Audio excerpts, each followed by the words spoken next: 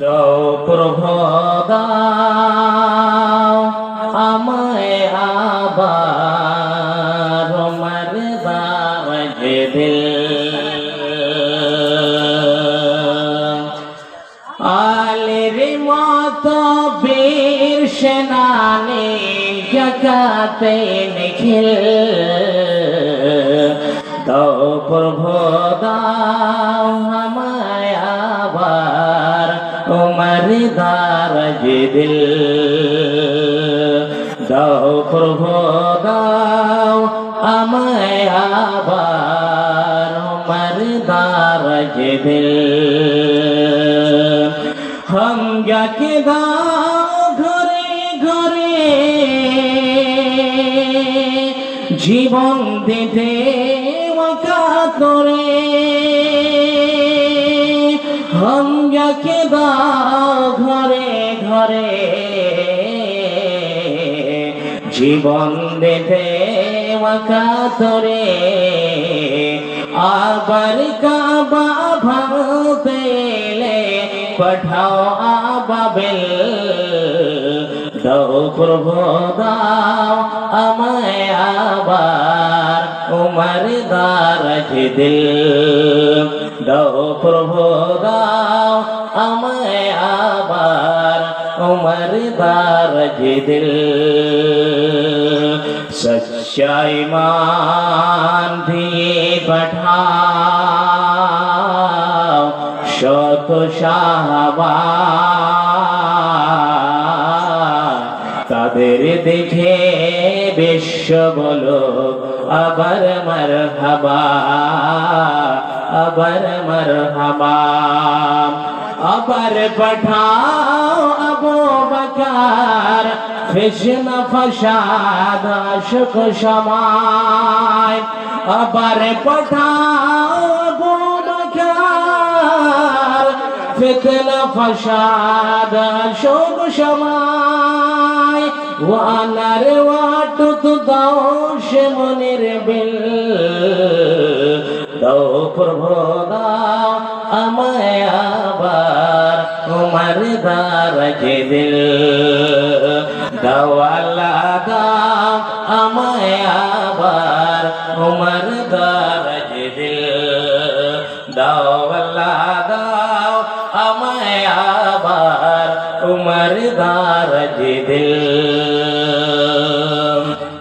শ্রদ্ধেয় যোগ্যতম আজকের সবার সভাপতি সাহেব আমার সামনে বসে থাকা দিনদরদি ভাই সকল ও পর্দার আড়ালে মা ও বোনেরা সবাইকে মহান আল্লাহর প্রশংসা কৃতজ্ঞতা হামদু সানা যেই মহান আল্লাহ রাব্বুল আলামিন আমাদেরকে তুলে নিয়েছে একটি জলসার মাহফিলে দ্বীনি কথা শোনার সুযোগ করে দিয়েছেন সেই মহান মনিবের দরবারে অন্তরের আড়াল থেকে তার শুকরিয়া জ্ঞাপন করি সকলেই পড়েন আলহামদুলিল্লাহ।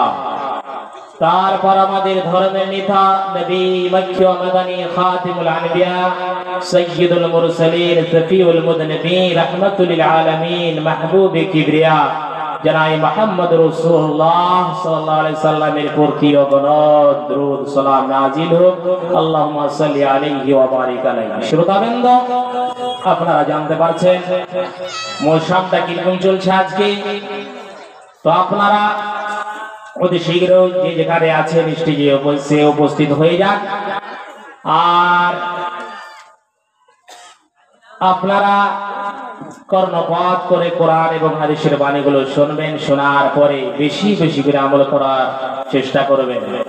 শ্রোতাবৃন্দ, যে বিষয়টি আমি আপনাদের সামনে বলতে যাচ্ছি সেটি হলো মুমিন কারা, মুমিনের পরিচয়টা কি হবে তার সম্বন্ধে। আল্লাহ রাব্বুল আলামিন বলছেন, কি বলছেন? ইন্নামাল মুমিনুনা ইযা যুকিরাল্লাহু ওয়াজিলাত কুলুবুহুম। যারা মুমিন হবে তাদের দিলটা, তাদের হৃদয় খানাটা ভয়ে কাঁপবে। আল্লাহ বলছেন বিসমিল্লাহির রাহমানির রাহিম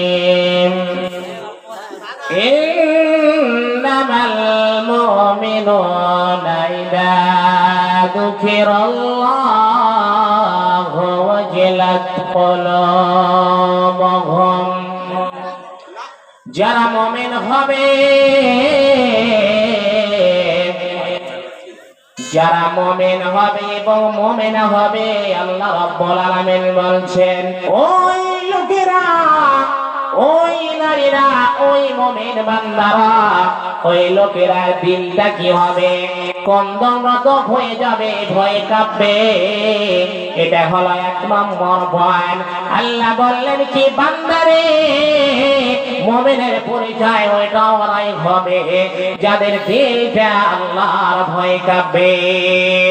বন্ধু আমার, অপরমানের মা বোনেরা, ও শিশাবাড়ির লোকেরা, ওই এলাকাবাসীর লোকেরা, তোমরা শুনে নাও, মুমিন হতে গেলে আল্লাহ রাব্বুল আলামিন 1 নম্বরে বললেন কি ওই লোকেরা মুমিন হবে যাদের কি করবে? আল্লাহর ভয়ে তাদের দিলটা কাঁপবে। কিন্তু আমাদের দিলটা কাঁপে না, আমাদের দিলটা কিছু হয় না, আমাদের দিলটা পাথর হয়ে গেছে, পাথর তো লবে যায়। বন্ধু আমার, আমার ভাইরা, ও পর্দার মা ও বোনেরা, আল্লাহ বললেন বান্দারে, মুমিন হতে গেলে তোমাদের কি হওয়া লাগবে? আল্লাহর ভয় জানে তোমার দিলটাকে বিজায়। 3 নম্বরে আল্লাহ বলেন ওয়াইদা তুলিয়াত আলাইহিম আয়াতুহু যাদাতুহুম ঈমানা। আল্লাহ বললেন বান্দারে, যারা মুমিন হবে তারা কি করবে?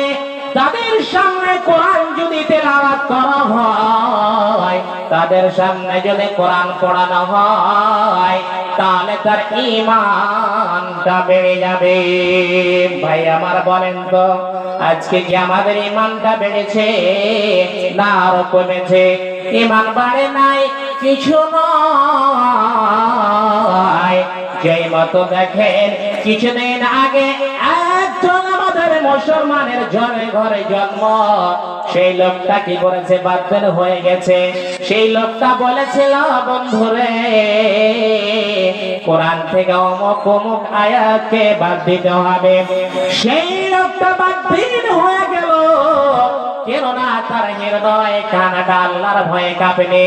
সেই লোকটা বাদবিহীন হওয়ার কারণ হলো সেই লোকটা কোরআন তার ভেতরে আসেনি, সেই জন্য সেই বাদবিহীন হয়ে দুনিয়া ছাড়া হয়ে বাদবিহীন হয়ে গেল, কোরআন মানতে পারল না। সেই কোরআন না মানার কারণে বাদবিহীন হয়ে গেল। যাদের মধ্যে কোরআনের জ্ঞান চলে আসবে, সেই লোকটা হবে 2 নম্বরে। আল্লাহ বললেন ওই লোকটা হবে মুমিন।